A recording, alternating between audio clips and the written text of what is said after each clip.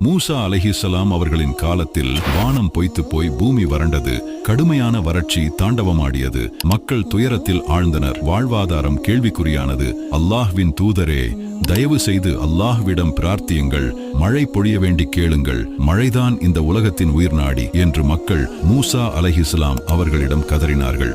மூசா அலைஹிஸ்ஸலாம் அவர்கள் மக்களின் துயரம் கண்டு மனம் இறங்கி அனைவரையும் ஒரு கூட்டமாக மைதானத்தில் ஒன்று திரட்டினார்கள். கைகளை வானை நோக்கி உயர்த்தி அல்லாஹ்வின் திருச்சமூகத்தில் பணிவாக மழைக்காக பிரார்த்தித்தார்கள். அப்போது அல்லாஹ்வின் குரல் வந்தது. மூசாவே, இந்த சபையில் கடந்த 40 ஆண்டுகளாய் ஒரே பாவத்தில் மூழ்கி கிடக்கும் ஒரு மனிதன் இருக்கிறான். அவனை இந்த சபையிலிருந்து வெளியேற்றும் வரை மழை பொழியாது. மூசா அலைஹிஸ்ஸலாம் அவர்கள் திகைத்து போனார்கள். அல்லாஹ்வின் கட்டளைப்படி அந்த அதிர்ச்சியூட்டும் செய்தியை மக்கள் மத்தியில் அறிவித்தார்கள். மக்களே, கேளுங்கள், நம்மில் ஒருவர் கடந்த 40 ஆண்டுகளாய் ஒரே பாவத்தில் ஈடுபட்டு கொண்டிருக்கிறார். அவர் இந்த இடத்தை விட்டு செல்லாதவரை அல்லாஹ் நமக்கு மழை பொழிய மாட்டான். சில நொடிகளில் என்ன ஆச்சரியம்! சபையிலிருந்து யாரும் அந்த பாவத்தை வெளிப்படுத்திக் கொண்டு நகரவில்லை. ஆனால் திடீரென்று வானம் கருத்தது, காற்று வீசியது. பின்னர் குபு குபுவென மழை பொழிய ஆரம்பித்தது.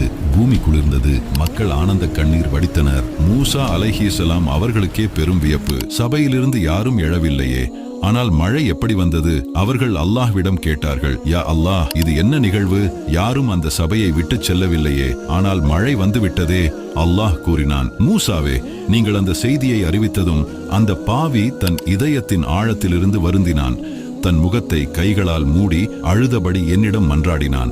யா அல்லாஹ், 40 ஆண்டுகள் என் பாவங்களை மறைத்தாய், இன்றும் மறைத்துவிடு, நான் மனந்திருந்து விட்டேன் என்று உளப்பூர்வமாக என்னிடம் மன்னிப்பு கோரினான். அவனது உளப்பூர்வமான தௌபதவையும் மனந்திருந்தலையும், எனது இரகசிய பாதுகாப்பை கோரிய அவனது ஏக்கத்தையும் கண்டேன். நான் அவனை மன்னித்து விட்டேன். அவனது மனந்திருந்தலுக்காகவே நான் மழை பொழியச் செய்தேன். ஆகவே நண்பர்களே, பார்த்தீர்களா, அல்லாஹ் நம்மை மன்னிப்பதற்கு ஒரு காரணத்தை தேடுகிறான். அவனது இரகசிய பாதுகாப்பும் மன்னிப்பும் எப்போதும் தயார் நிலையில் இருக்கின்றன. நமக்கு தேவை சிறிதளவு கவனமும் உள்ளத் தொடர்பும் தான். அல்லாஹ் சத்தார், நம் குறைகளை மறைப்பவன், கஃபார், பாவங்களை மன்னிப்பவன் என்பதில் சந்தேகமில்லை.